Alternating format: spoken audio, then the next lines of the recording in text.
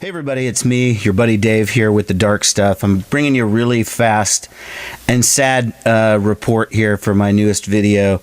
I just found out this morning that yesterday Jessi Zazu, or Jessi Darlin, or her real name Jessi Wariner, has passed away at age 28.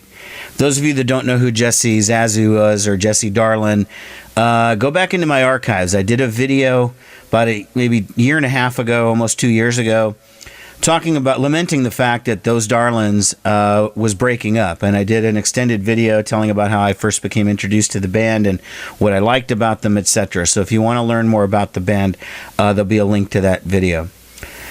A couple months ago, probably January of 2017, I did a video updating people who watch my channel about her condition, Jessi's condition. She found out that she had cervical cancer, and it was like stage 3 or stage 4, something like that. I'm not a doctor. I don't know the technical stuff, but I do know that it was bad, that her physical condition was deteriorating. She was spending a lot of time in hospitals, and it just didn't look good. And I was trying to be positive, and I wished some positive vibes, and that was what she wanted.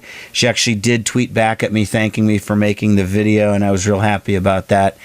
But she did lose her battle yesterday at age 28, and you know, it's really sad. It's sad when anyone passes away from whatever. I mean, you know, especially if you know the person. But what's sad about this particular loss for me is that when you have someone like a David Bowie or a Lemmy, or you know, even Prince, although Prince to a lesser extent because it came as such a surprise, but that had decades of a career, you know, they feel like they got what they needed to do out there. They were able to say what they wanted to say. You certainly couldn't say that David Bowie or Lemmy or Prince didn't have an opportunity to release everything that they wanted to release. With those Darlins, you just don't know what could have been. Now, granted, the band broke up prior to her getting sick. They're apparently not correlated. But I do know that they had been working on a 4th album that never happened. Don't know what was going on there. It's still kind of a mystery. And that Jessi was, in her last couple of months, her and Linwood, the drummer from those Darlins, were working on some new music. I don't know how far they got. It's doubtful that we'll ever really hear much of that. Maybe somebody else will record some of her songs or something, perhaps, but don't know. Anyways, real sad day for me. I was a big fan of the band. I caught them for the first time in 2011, was able to see them a few more times before they broke up.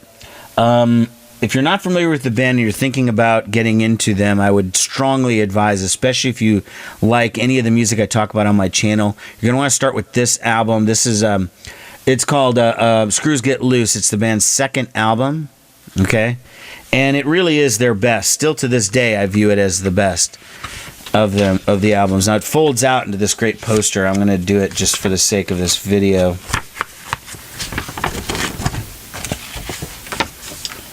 You can see there's the band, and that's Jessi right there.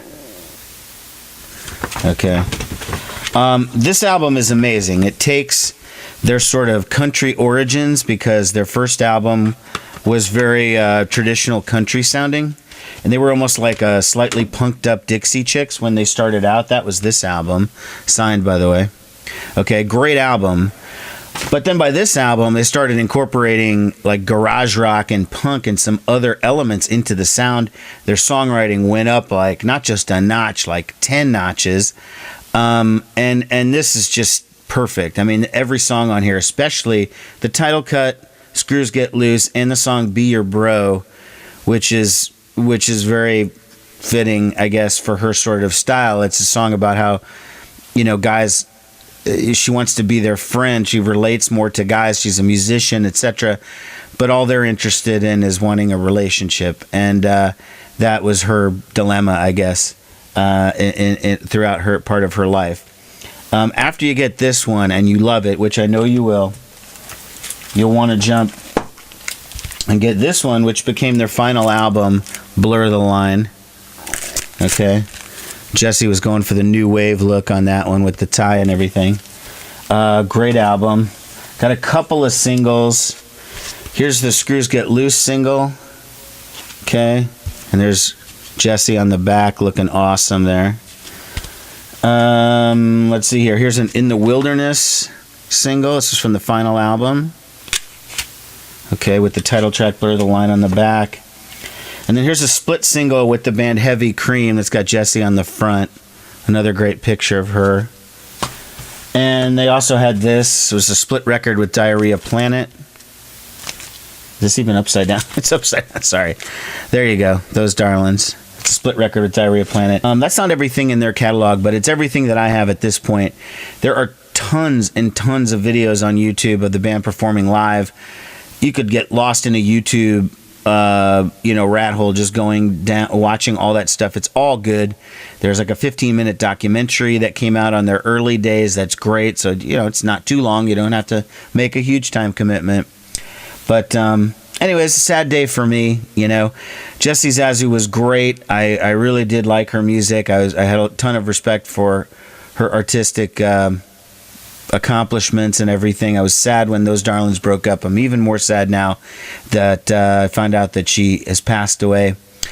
She was a great songwriter, great, just righteous rocker, stone cold fox. She's going to be missed. And rest in peace, Jessi. Rest in peace. Take care. Bye-bye.